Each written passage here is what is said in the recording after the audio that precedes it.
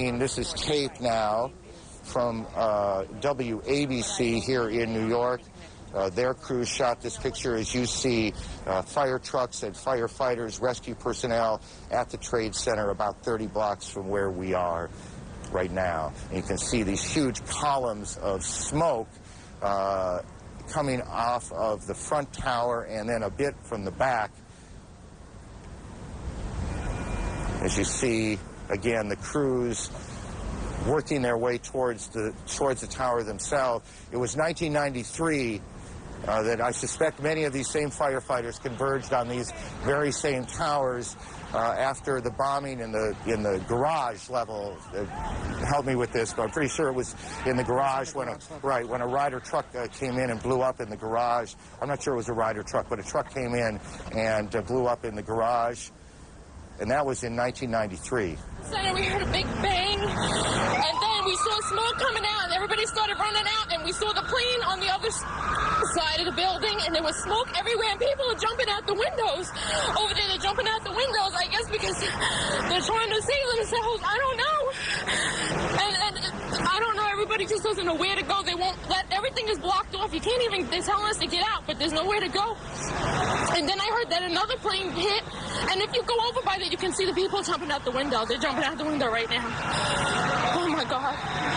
All right, ma'am, thank you. That is one of the witnesses to these extraordinary events this morning here in New York.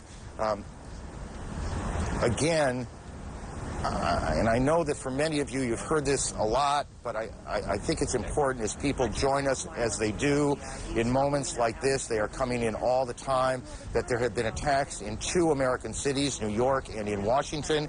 The trade centers here in New York have been hit by airplanes. In Washington, there is a large fire at the Pentagon. The Pentagon has been evacuated. And there's, you can see, perhaps the second tower, the front tower, the top portion of which is collapsing. Good Lord.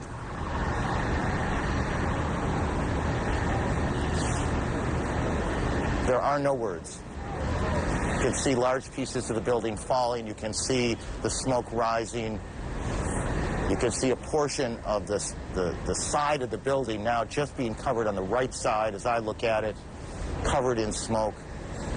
This is just a horrific scene and a horrific moment. The president, who is in Florida today, is en route back to the White House. He took off a short time ago. The White House itself has been evacuated on the basis of what the Secret Service says was a credible threat on the mansion itself.